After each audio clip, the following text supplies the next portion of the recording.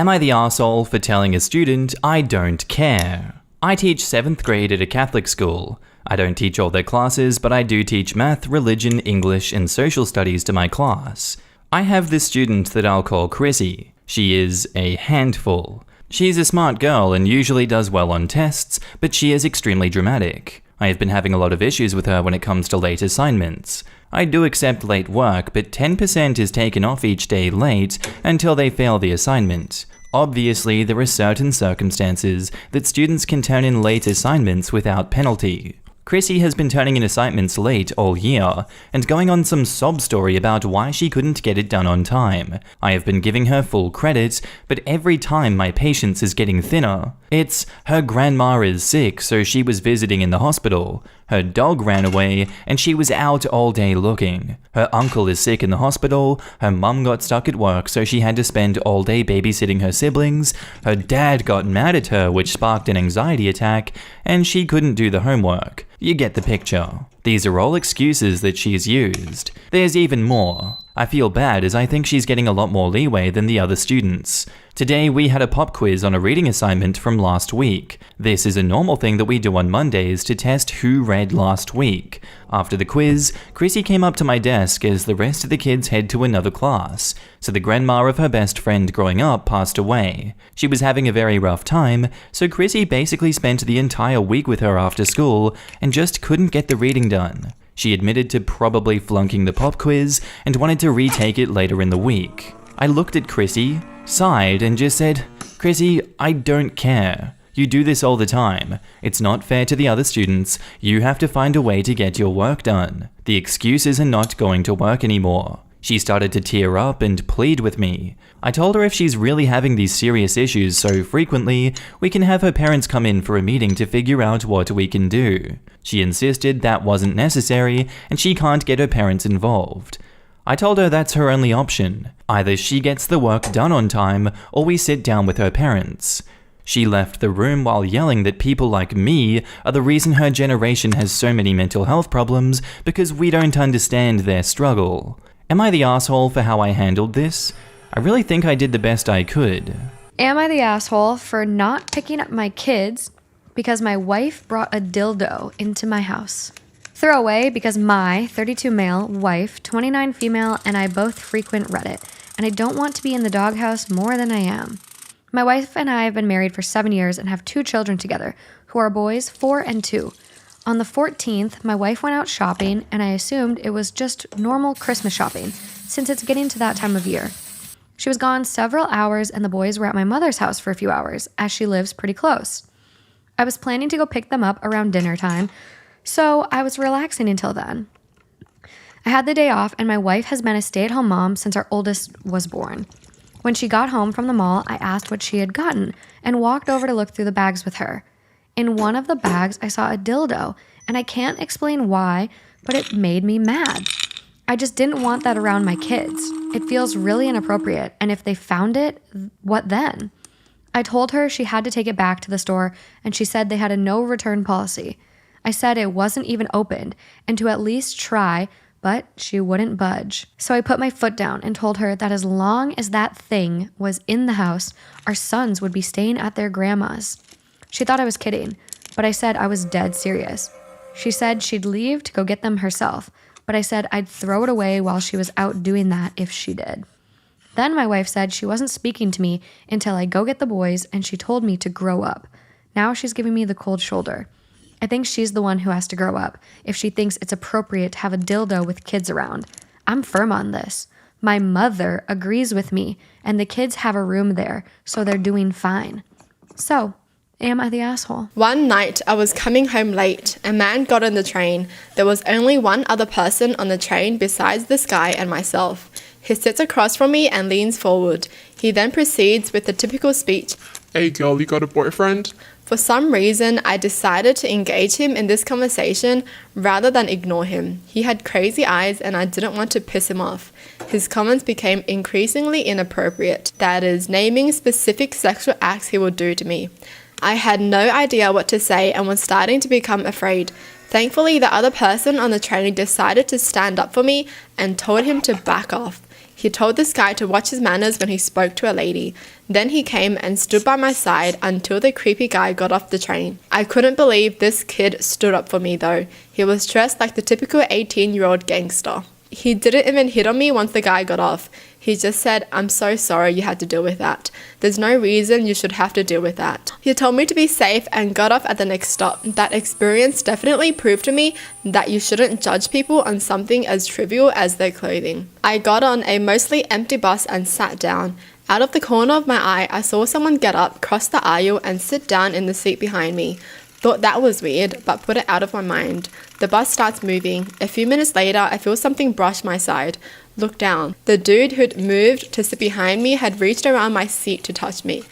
I turned around and gave him a WTF look. He sat back and muttered a quick apology. I shrugged it off as something odd, resumed staring at the window. Few minutes later, it happens again. I turn around and say loudly, "Keep your hands to yourself." Then I get up and move to a seat in the frontmost row. The bus stops to take on more passengers. Someone sits next to me. I do not look up to see who it is. Then I feel a hand on my knee. I look over and it's the creeper. So I shout, "Keep your hands to yourself."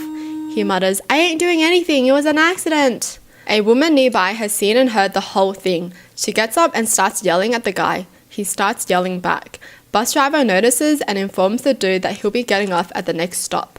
Creeper is still shouting at that other lady. She lets him know that she'll be getting off to kick his ass. The driver makes him get off at the next stop. The woman follows. I like to think she beat his ass. She looked like she could have. Am I the asshole for moving out, taking all my stuff, and not telling my roommates? I am 19 female and live with 3 other girls, 19 to 20, in an apartment on campus. Since it's an apartment on campus, it's a 2-bedroom with 4 people, so everyone shares a room. I share a room with B, C, and D also share a room. Between me and D, we furnished the whole apartment. I want to acknowledge that I am the bitchy roommate. I call everyone out on money, food, and cleaning. I'm a full-time college student and I work 40 hours a week on top of that, but I'm also the one that does the most chores. Since I'm the only one with a job, my roommates expect me to buy everything for the place. Toilet paper, garbage bags, etc. And they get mad that I ask them to pay me their share of. I really enjoy cooking, and it's a huge stress relief for me. For the first month of the semester, we did group groceries and group meals. It was cheaper, and we would be getting better meals. I figured out we could get 2 weeks worth of meals for around $30 to $40 each every 2 weeks. I make the grocery list and cook the meals. After about a month, B and C said they don't want to do group groceries anymore because it's too expensive. I now cook meals for me and D, we shop together and split the cost 50-50. I'm cooking food for me and D still, B and C expect me to make them food. I told them they didn't pay for food, so I'm not making them any. So now they go out to eat and get takeout every night, then complain that they don't have any money. B has a boyfriend. He comes over and spends the night too. I share a room with B. I've asked her to let me know before he comes over. She did for a month, but now she tells no one. He comes over and takes naps in her bed when she's not in the room and I'm trying to do homework. I've asked her not to have him spend the night if I'm intoxicated due to trauma. I woke up after drinking and he was in the room asleep without her. So I did not fall back asleep and was not happy. He comes over all the time now, and she doesn't let us know. I'll jump in the shower in the morning when I walk back to my room in just a towel, and he'll be sitting on her bed while I try to get dressed. I'm in therapy, and because of the pandemic, it's virtual, so I do it from my own room. I can't help it if there is people home, but I've recently figured out that they've been listening to my therapy sessions. I'll talk about things in that session that I don't talk about with anyone else, but somehow C and B will bring it up later that night if it's something about the apartment and them. When I move out, they will have absolutely nothing in the apartment. No pots or pans, couch, a coffee table, a TV stand, all decorations, etc. I already cancelled my housing contract for next semester. It isn't going to be worth $2,000 for me. So I left for 2 weeks, packed up most of my stuff, and then left with it. I only told D that I was leaving for 2 weeks, so B and C have no idea where I am or most of my stuff, and honestly, I'm fine with it. Am I the asshole? To get something unpredictable, you feel unbelievable. To get something unpredictable, you feel unbelievable. You feel unbelievable. Unbelievable. Burdens on the way, burdens left to repay. No, we can't do all of them at once. You're so good to me, let me be good to you. Step by step we build ourselves strong. All that you say you really keep in mind, that's how. Whenever they're buzzing with you, there can be a bad timing after all the shit that we have been through. I was a mess at times, then took all parts and made them collide until the right ones fell into line. To get something unpredictable, you feel unbelievable. To get something unpredictable, you feel unbelievable. To get something unpredictable, you feel unbelievable. You feel unbelievable. I was a mess at times, and took apart some of them collide until the right ones fell into line. To get something unpredictable, you feel unbelievable. Hi guys, thank you for watching. I love you guys so much. Please like and subscribe to see more great videos. See you again.